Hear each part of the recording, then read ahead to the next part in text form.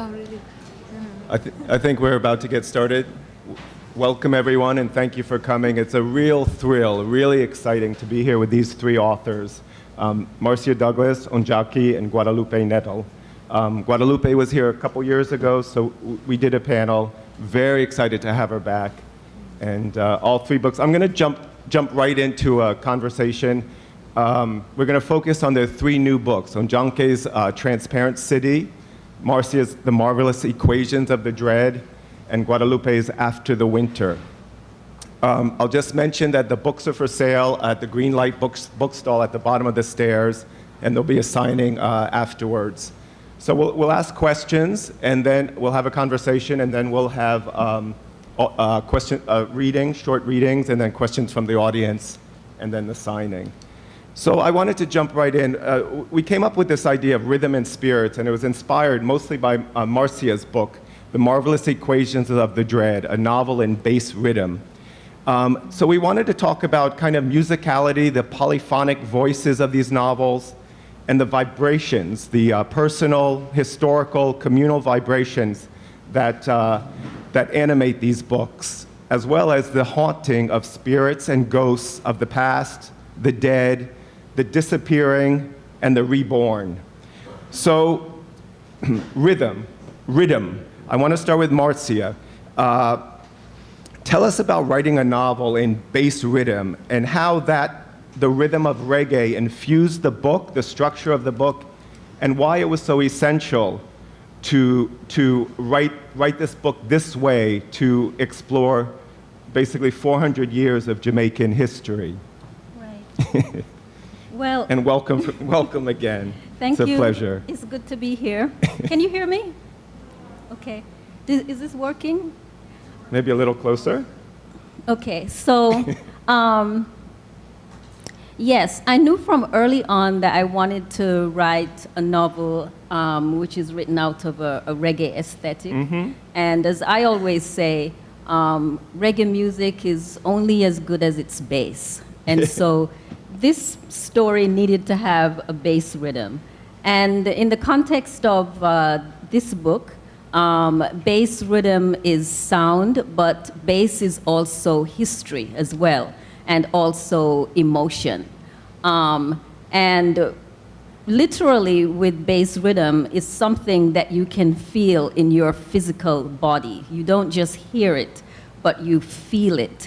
And it is something which is deep and goes into the depths of the psyche and the body and history. As far as writing out of a reggae aesthetic, that translated into many factors, such as the structure of the book.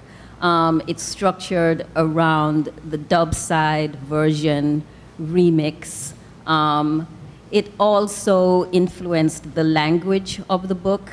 I tried to infuse the language with something of this reggae pulse, this bassness, you might say. And so it influences the book on the level of structure and also on the level of language and vibration, and also thematically too. Should I go on? Yeah. Well, we can continue. We follow up with conversation about those points. Right. But Ondjaki, speaking of language, I wanted to ask you, your book is in a very unique style. It's kind of run-on. I mean, there aren't full stops. There's, the sentences go in rapid fire, and I'm wondering why you chose that rhythm to the language, and does it reflect Luanda, the city it's describing, in some way? Okay. Good morning.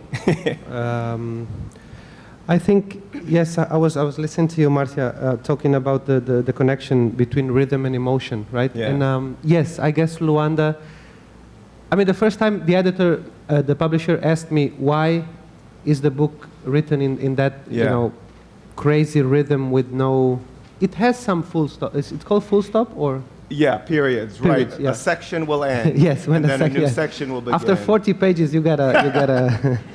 And I said, I didn't have specific answer to give him, and but then I understood that yes, it was I wanted to design in the form, the rhythm, the incredible. New York is known as the city that doesn't sleep. Yeah. You know nothing about not sleeping. You have to go to Luanda, Naples, for example. Yes, that's it. I mean, I didn't want to.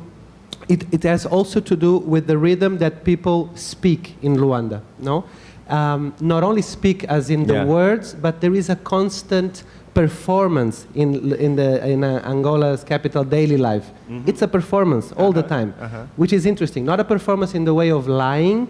I think in the beginning, because there are so many difficulties that people need to perform to go on with their lives. Now it's not so hard anymore. I mean, it has changed the kind of hardship. Now we have other kinds of difficulties, not the war anymore. But yes, I think it's a performing way of living, and that goes for kids, old people.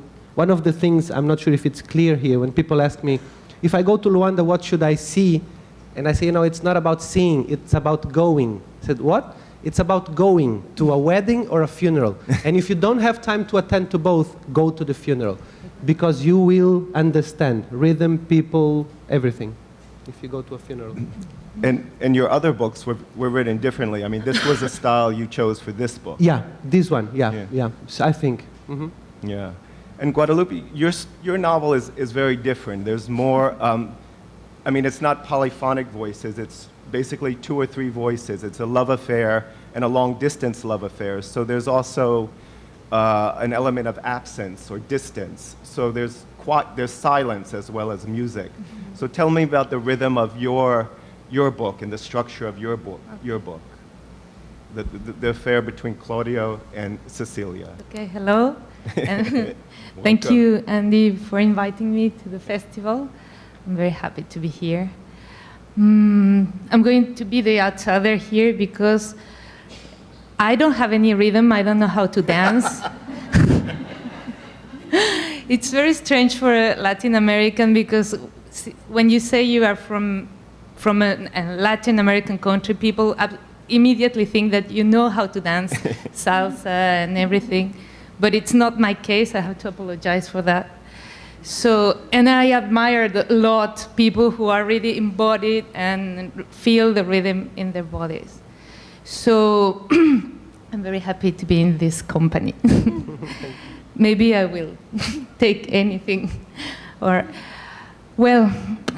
rhythm in this book is especially like the alternation between the 2 characters. There is a Cuban male, a very misogynist,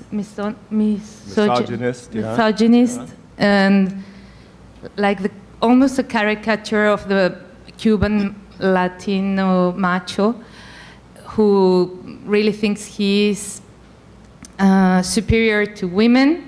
And I wanted to make a little bit fun of this kind of men that I've met during my life. And this Cuban guy lives in New York, and there is a girl, Cecilia, from Oaxaca, who lives in Paris. So it's a book about immigrants and the experience of getting to another place where everything is different, and about discovering the silence, as you said, because in Mexico and in Cuba there is almost never silence. So we are not used to that. And when we go to places like United States or France or these big cities, we are totally shocked because of the absence of noise, the absence of voices, the absence of people talking and ideas going and coming. So it's a novel about that shock. And also the voices are alternating, as you said. So we have the Spanish, the Cuban Spanish, and the Mexican Spanish also alternating. Yeah, Ondjaki was talking about place, about Luanda, and jump in if you want to. No, I was just going to tell something to Guadalupe, that in Angola has 28 million people, everyone knows how to dance but 5 people. I'm one of those 5. So we're good. No. Maybe we should have called it, lack of rhythm and spirits or something. But Ondjaki was talking about place, about Luanda, and I want to talk to each of you about place, because they're very specific places you're writing about. And Marcia, for you, there's a specific spot in Kingston, Jamaica, yes, where is at the heart of the novel, this halfway tree, right, the clock tower. So tell me about the vibrations, what reverberates in that spot, that place, right, from the past and from Jamaican history, right, why it was so important to have that place. right. Well, Halfway Tree is a historic site, and originally it was the site of an old silk cotton tree, and the silk cottons can live for a really long time, and this silk cotton is dated back to the 1600s when the Spanish came to Jamaica. It was a site, a crossroads, a site where travelers would stop, or where market women would sell their goods, that sort of thing. Silk cottons in Jamaica are also associated with the spirit world as well. And so a silk cotton tree is also a resting place for duppies, or what we call, that's a ghost in Jamaica, for duppies. So in 1913, the silk cotton was removed so that a memorial could be made for King Henry VII. And that's when a clock tower was erected. And so there's lots of history which converges at this site in Jamaica. And I felt that it would be a good setting for the novel, that it would be a place where maybe historical figures might return if they wanted to come back and say something to the people of Jamaica. Halfway Tree would be the site. You know, it's such a congested and busy place. Yeah, and we'll talk about those historical figures that come back. Ondjaki, just another question about your place in Luanda. The novel is set in an apartment building. So tell me where in Luanda that apartment building is, and why, what you could do with an apartment building and the different floors and the different characters. Yeah.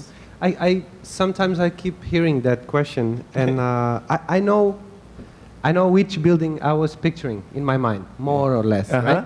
But if, for example, if you are from Luanda, you would say, is that building? So everyone has an opinion on which building, and if you are from outside of Luanda, you tend to imagine something else. Let me just say this very quickly, that it's very funny for us when the book is being translated, for example, to a reality such as Canada or United States. This book was published by a Canadian publisher. And the questions they made and the way they picture Luanda, not Stephen because Stephen has been there, but other Canadians, for example, my publisher.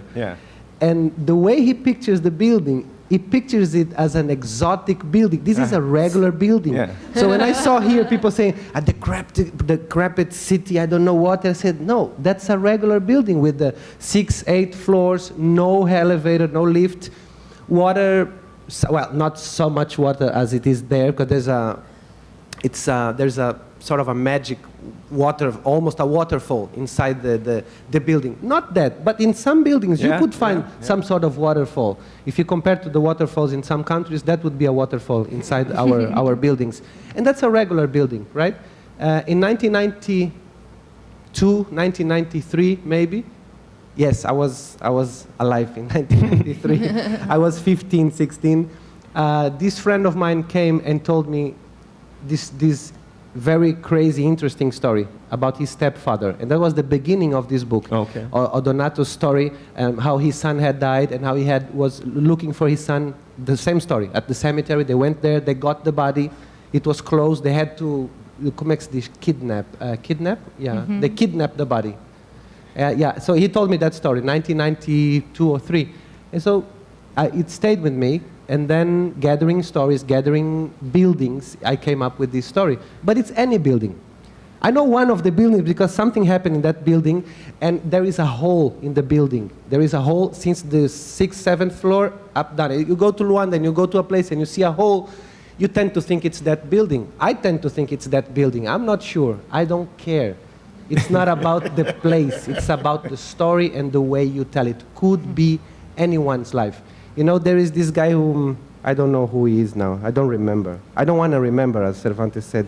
He said, in order to talk about the world, just talk about your street. Yeah. And that's it, you know, basically. You know, you can do it better or not so well, but it's enough to talk about your street. One quick aside is you brought up Odonato and his son. We'll talk about Odonato in a little bit, but his son was part of a Rasta group in Angola, right? Yes. Interesting connection. Yes. And that part is true as well. Yeah. Guadalupe, speaking about neighborhoods, your action, I mean, what's interesting is you said some of it in New York City, and then some in Paris. And in Paris, Cecilia's neighborhood, she calls it the border. She has a fascination with cemeteries, graveyards, and who's buried there, authors. And her neighborhood in Paris, she calls it the border between the living and the dead, because she's facing a cemetery. Yeah. Tell me about that attraction for her. And then we can start talking about the spirits. Okay. I was thinking about what Ondjaki just said about talking about the street. I think it's true. This novel speaks about Havana, about New York, about Paris, but it just speaks about one street in Paris, one street in Havana, and one street in New York. And it's like this particular street that you were talking about is called the Boulevard Ménilmontant, which is at the very end of Paris. And it is a border between also, not only between the city and the outside of the city, but also between the city and the cemetery, the graveyard. So I lived there for a while, and I wanted to talk about that street because it's a very interesting street. It's a boulevard, actually. And there are a lot of people from everywhere there, like people from Morocco or Tunisia, and also from other parts of Africa. There are almost no French there, but a little bit. And especially the cemetery is very interesting because it's like instead of seeing people, you just face graves. And that's what I faced for like 3 years. I lived in that street. So looking at the graves is a reminder of our very short period in this world, and it made me imagine a lot of things and also live what I was living in a very different way. And the character Cecilia, it struck me, she's something of a recluse, and she starts to lose weight, she's not eating, so in a way she's starting to waste away, you say, and become something of a spirit herself. She was from Oaxaca, and she never left Oaxaca before going to Paris. So the shock was very hard, and she was very lonely. And when you arrive to a city like that, you don't, like, I don't know if you've been to Paris, but Parisians are not very friendly normally. And so she finished to be very, introverted, and at the beginning, she couldn't understand why people were screaming in the street, why people were so aggressive, and little by little, she was possessed not by a particular spirit, but by the spirit of the city, by this loneliness they experience every day, and also this sadness. Yeah, and Ondjaki, speaking of wasting away or dissolving, disappearing, I mean, the book is called Transparent City, but the character Odonato literally starts to become transparent, translucent, dissolve. And it struck me that the city, Luanda, as well, the apartment building, Luanda starts to implode itself and crumble. Yeah. So tell me about that idea. I didn't know, I mean, how it would go. When you're writing, it's so far away, you know, the days when you are writing alone by yourself and the days when the book comes out, right? And especially when people see or can read the book, we are tired of the book. totally tired. So you see the book and the people sometimes says, oh, is this your latest book? And you have to remember, yes, that's what people know. It's not my latest book because I'm writing something else. So when it came out, with the thing, with the transparency, with all, I had lived that, you know. So when did this book come out in Portugal? It came out in 2012. Okay. But I was, you see, first time 1993, then 2001, then I finished in 2009. So 2012, you know, like I want to write other things. But so the way I pictured Luanda, the way I pictured Odonato himself, I was tired, and I was very happy that when the book came out, actually, we, the city, the country, was getting better. So this book has very bitter pages because we were living in a very bitter situation. I think we still are, but not so bitter. And in Angola, because the things are so bitter, we have to see it all the time, some sugar, you know, because if you don't just get to see the bitter part. But I really wanted to I didn't know when I started the book what was going to happen to him in the end. I knew that he wanted to become transparent. He does that. I mean, he stops eating. And instead of dying, well, in the book, it happens that instead of dying, he tells his wife, no, I'm feeling great, you know. And I said, but you're becoming transparent. I said, oh, no, it's okay, but I'm feeling great. And then something happens. But that's it, you know. And in Portugal, when they asked me, finally, 2013, the prize and all, they asked me, so what is this? Luanda, political, this and that. I said, yes, it's because the majority of the politicians do not see the majority of the population. And that's when they become transparent or invisible. He says something like that. We're transparent because we're poor. Not poor as in poor of mind, but poor in the sense that no one... Overlooked. And that's, I criticize also, that's my... I still think about it this way, about democracy, which is you need people once in a while, and you see them once in a while before elections, and then they become invisible or transparent. You don't care about them. Even here, everywhere. This president, any other president. Next, you know, like next elections, again, who I need to see, who's there, oh, that group, oh, that leader, and then again. So, you know, it's too much. And of course, in Angola, it's different. It's deeper, and it's, well, not only in Angola. So, Marcia, your book, we talked about historical figures appear. And their souls, they come and they take the form or the bodies of living people. And what's you have a character, a fall down angels, you call him, a street person, who's becomes taken over by the soul or the spirit of Bob Marley. So tell me more about why Bob Marley and the other historical figures that reappear at this halfway tree. Right. So there are a number of historical figures who appear in this book. Bob Marley is one of them, but there's also Marcus Garvey as well, and also Queen Nanny, for instance, who was a Maroon leader. And I was thinking through this this notion of Haile Selassie. Thinking through the notion of Sankofa. Sankofa is an Akan word, and it means that in order to move forward, we need to return to our past.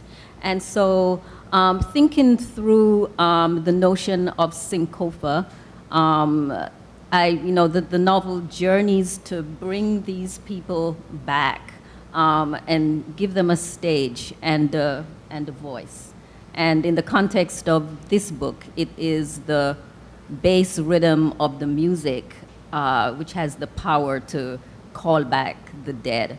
You know, there's this feeling that something needs to be done. You know, we've reached the lowest low, and if the stones don't cry out, then the dead will cry out.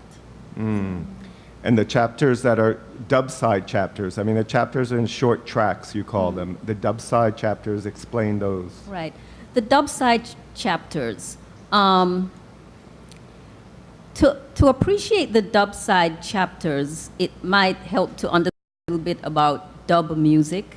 And dub music evolved in a way from something of a mistake in a recording studio.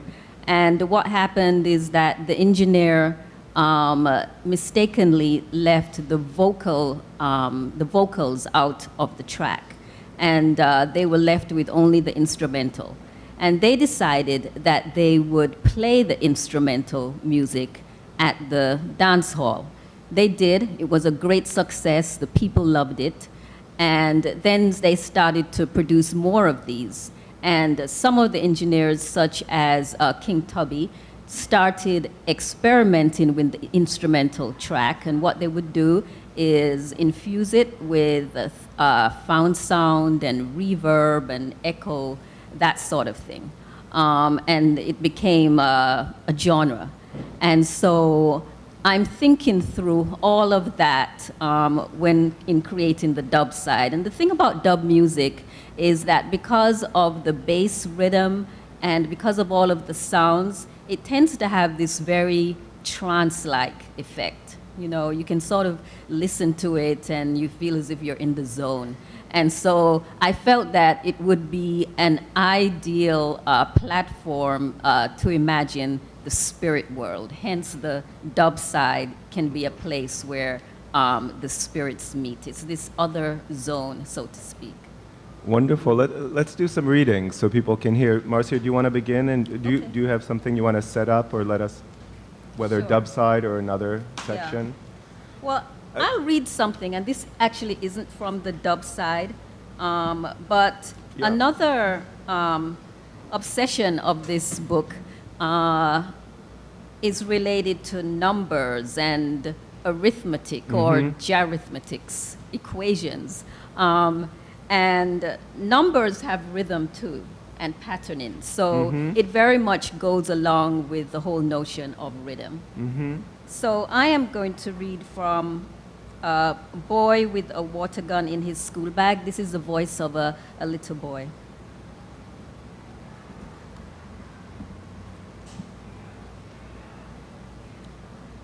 See me here standing at the bus stop, and I don't really want to go to school because I was too hungry last night to study my 7 times.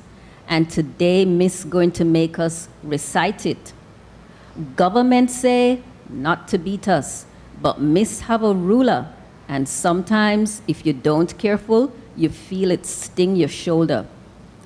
I have a play gun in my school bag.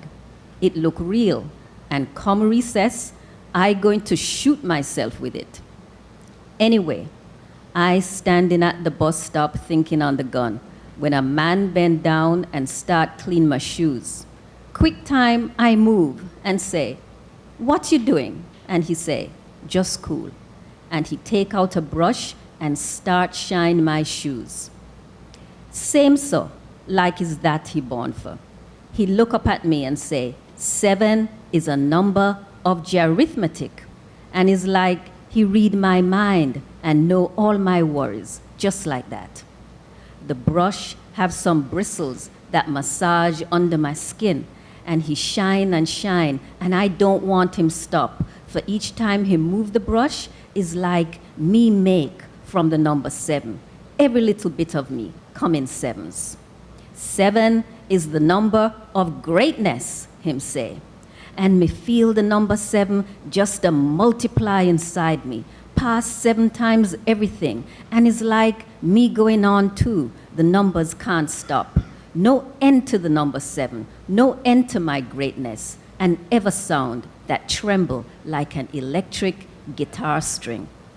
7 is the number of greatness, the man say again. You feel how great you is, and the greatness don't stop. It just a multiply and multiply, and it go all the way out to a place don't have no edge, and that make from the same thing that sound make from, where belly laugh come from, and music, and baby cry.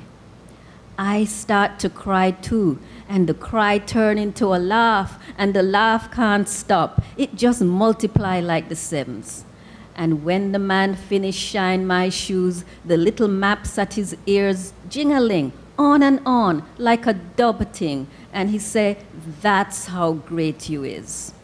I late, but I go to school in time for Miss and her 7 times drill. Miss call on everybody 1-1. And when she get to me, she point with her ruler and she say, 7 times 7, And I say, 49, miss. Miss, do you know the number 7 is the number of greatness? For by now I can carry 7 to the place of arithmetic. For it's like I fill with more than stars in the sky. And it's like the good thing I fill with can't stop. It go on, and I know all the numbers. I just counting them like Lucky Jack 7s. My uncle is a 7-day Adventist, but their 7 don't multiply. It's stop and start, stop and start. This 7 go on and on like a cup of water that don't have no bottom, like shine things in the sky that can't count, like a pomegranate that can never run out of seeds. Every time you spit one out, you find more, like playing in soap water and the bubbles coming up, coming up. I get to find is me the number 7, multiplied over and over. No end to me, no stopping me. And no matter what Miss asks, is me the number, me the factor, me the product, me the answer. Miss coming down the row of desks, and when she get to me again, she say, 7 times 12? And I say, 84. Then I look at her and I say, but miss, 84 really too small for how great I am and how great you is. And miss look at me like she want faint. And she said, but Jesus.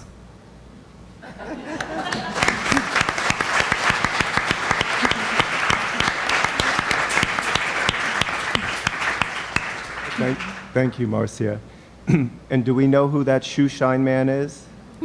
We won't tell. Maybe we won't tell. Okay. Guadalupe, do you want to read? Do you want to read a passage? Sure. Yeah.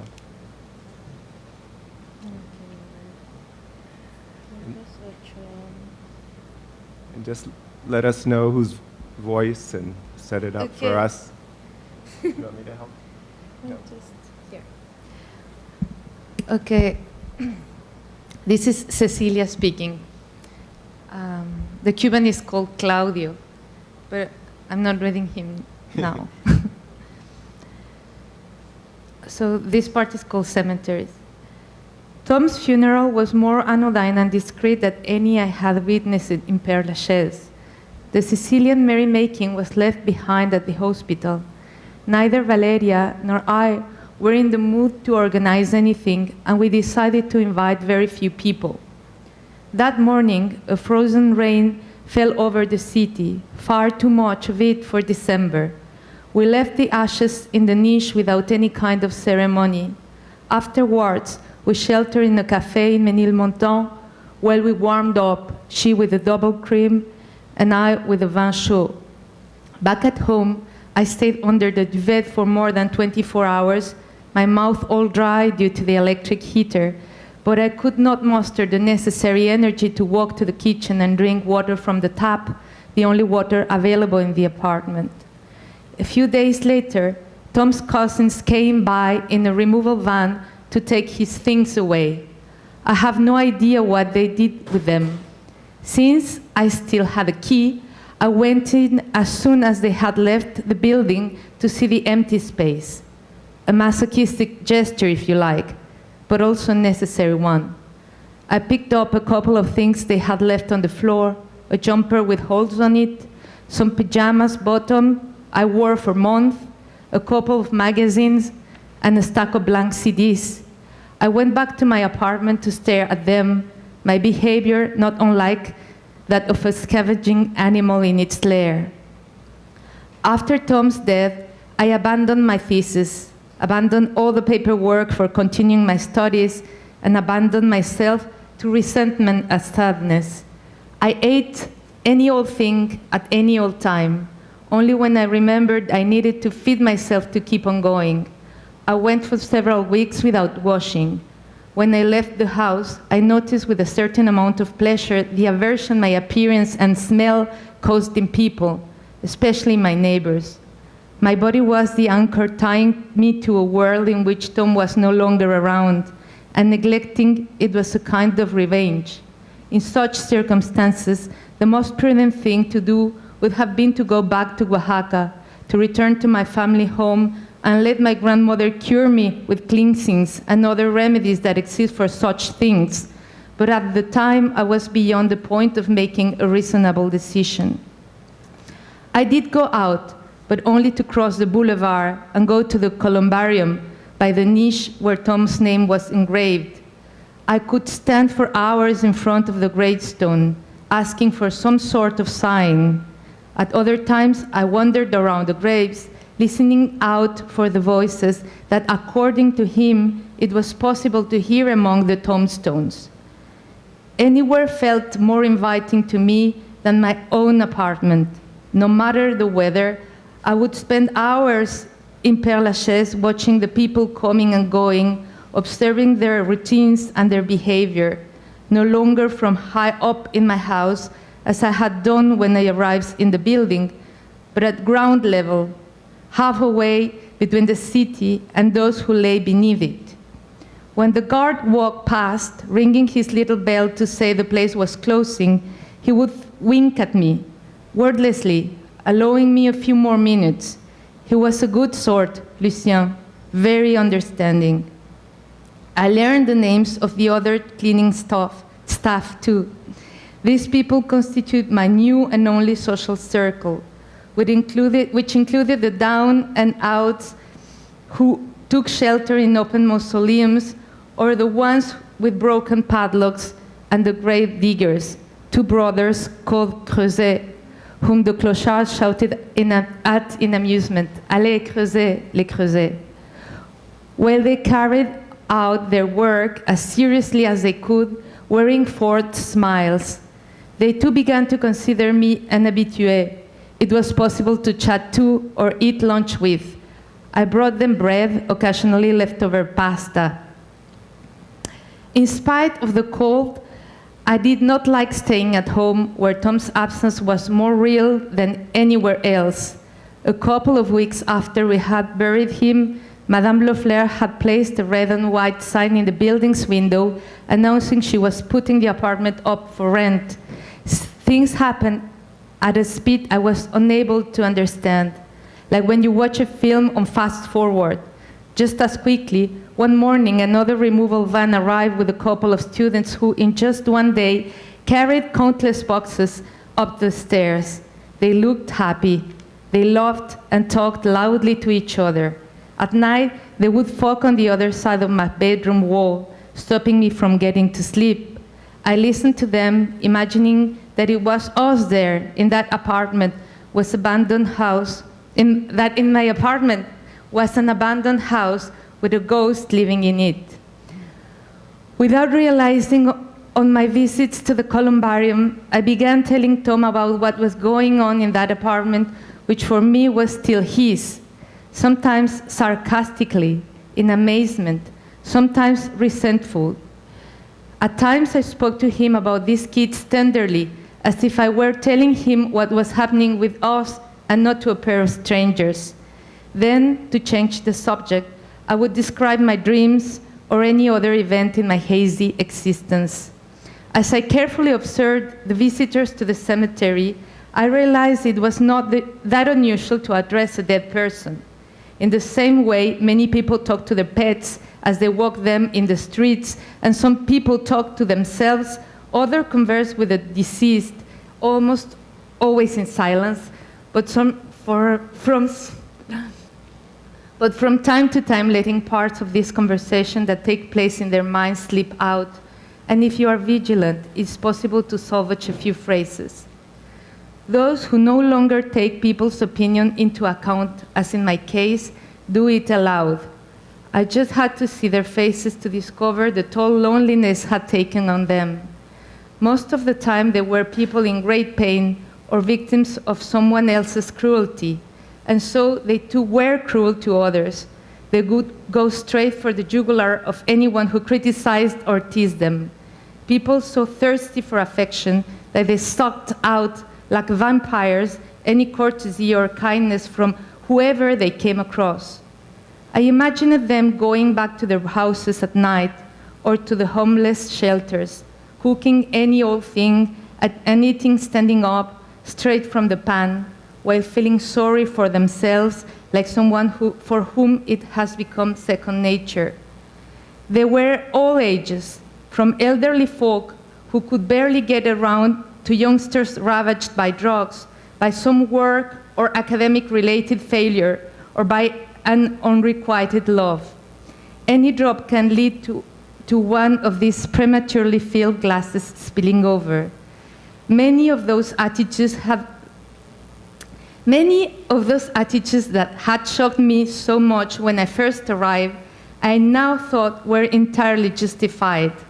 I myself form part of the hoarders of neurotics and schizophrenics who frightened the tourist, but I could not care less. Although I was alone, my domain had increased considerably. No longer was I confined to 30 square meters in an ancient building smelling of damp. My domain was the streets of Paris, all its stairwells and heady halls. My companions were the marginal, the good-for-nothings, the SDF, and the rest of the pariahs.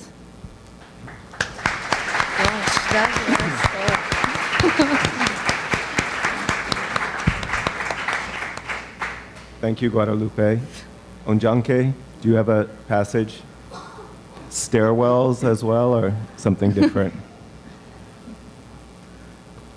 Yes, it's hard to choose. This is a passage, I just have to give you a small context, where there is this guy who is opening a cinema in a rooftop, an illegal cinema. The tax inspectors this time and next times are their names, accepted without paying the beer that strong Maria offered them, strolled through the party, looked at a distant rooster, exchanged a few words with Edu, and moved deliberately towards the young female journalist. Young lady, are you supplied with the necessary authorization? Sorry? Young lady, are you accompanied by the appropriate documentation? Sorry, what do you mean? We're in Angola, my young lady. Here, the cohorts of the mass media require a variety of documents. I really don't understand. But you're going to understand, this time smiled. Yes, you are going to understand, next time confirmed. And the other journalists, do they need these documents too? Domestics are inherent. What? Domestics are inherent, my lady. The documentation for news reports, particularly of photographic content, costs money. I hope you're prepared for that, my lady. I don't know if I understand. Fortunately, we are tax inspectors of multiple functions. Perhaps we will be able to impart to you some information, maybe even the appropriate authorization. You gentlemen provide these documents. The girl, in a serious mood, tried to solve this problem so she could keep taking her photographs. I work for the BBC and I'm accredited. But are you accredited for this event? For this event in particular, no. But in general is one thing, this time said slowly. In particular, even in the hypothetical case, next time said, it's a different story. Who are you, gentlemen? We are this time and next time, the tax inspectors. Inspectors from which ministry? From various ministries. Various, but which ones? Various, meaning those that issue this type of authorization. I don't know if I understand, she said. That I can see, that you are having difficulties understanding. The more difficult it is for you to understand, the more difficult it will be for you to do your work. But is special authorization needed to cover events? Yes, because there is a difference between attending and covering, this time announced. Yes, there is a difference, next time confirmed. But normally, my lady, this is not a normal situation. This is a cultural opening of parallel proportions. What? The journalist was beginning to think the tax inspectors were drunk. Look at it this way. The issue is that you, my lady, need an authorization, but only we know that you need it. Isn't that it? I suppose so. And only you, my lady, know that you don't have it. So why make it complicated? It's you gentlemen who are complicating things. No, it's you, my lady, who's not facilitating matters, if you don't get down to it and facilitate, complications appear later. And how do I get down to it and facilitate? For example, with a half big head. What? Half a big head, next time explained, is a bill, normally green, of 50 American dollars, so that we don't have to charge you in euros, which we are doing in this case only because we're dealing with a madame journalist. And if I were a man, next time look towards this time, so his brother could size up the situation. A man would be 100 euros or more. And why is that? The journalist was irritated. Because Angolans are kinder to ladies. Oh, and if it were an Angolan who likes men, But what's that? This time was nervous. For men, if it were a tax inspector who likes men, you know, in that case, maybe he'd charge a half big head to a male BBC journalist, and he could charge 100 euros to a female journalist. I'm not aware of any such case. Next time also looked confused. I was told that the tax inspectors here in Luanda are usually kinder to male journalists, she said. I don't know if this is the case with you. As a matter of fact, I was going to write about exactly that question. I saw so many men here at this party, including you gentlemen who arrived together. We are brothers on our father's side, but nobody at the BBC knows that. Well, then we're going to settle this without any trouble. This time coughed. This time, my lady, you may proceed with your work and with this verbal warning. I thank you for your indulgence, Senor Tax Inspector. Very good, this time said. Yes, yes, very good, next time said. Then go forth and be glad, as they say in church. Thank you, Senor Tax Inspector. Yeah.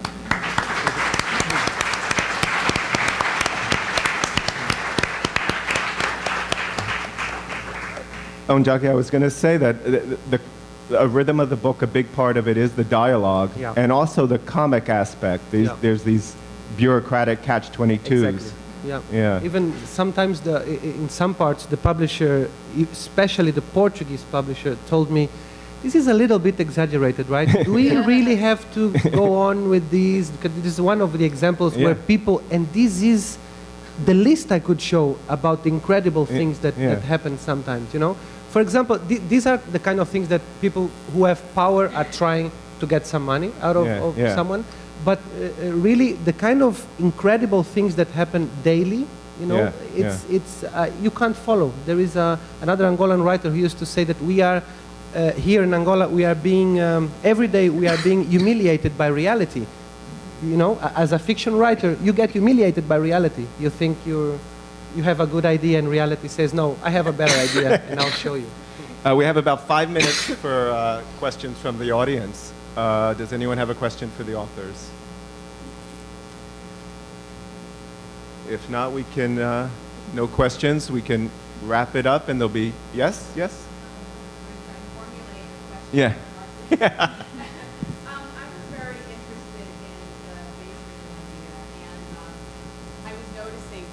Thank you. I was noticing that there was as much attention to the sort of histories of the music and dub version as there was to the experiential part. And I wondered, in thinking about this project, I think I might already know the answer to this, but did you start with the head or the body? In terms of, I mean, not that they're entirely separate, but what I mean by that is sort of like the brain and the thinking about all that history, or was it you started first with the experience of how does it feel in the body, like you said, the sound resonates through the body, and trying to go from there, taking it into the work, versus what you might know about the histories of dub. I mean, I wonder what launched it for you. I definitely started with the body and the heart. That's where I started, and my personal experience. And then, of course, as I delved deeper into the writing of the book, I did some research. Some of it was experiential type research, but that was layered on afterwards. But I began with just my experience of Jamaica and of reggae music and how I access it on a personal level. So, yeah. Thanks for that question. Thank you, and I think that's all we have time for, actually. But thank you all for coming, and thank the authors. Wonderful. And they'll be signing outside.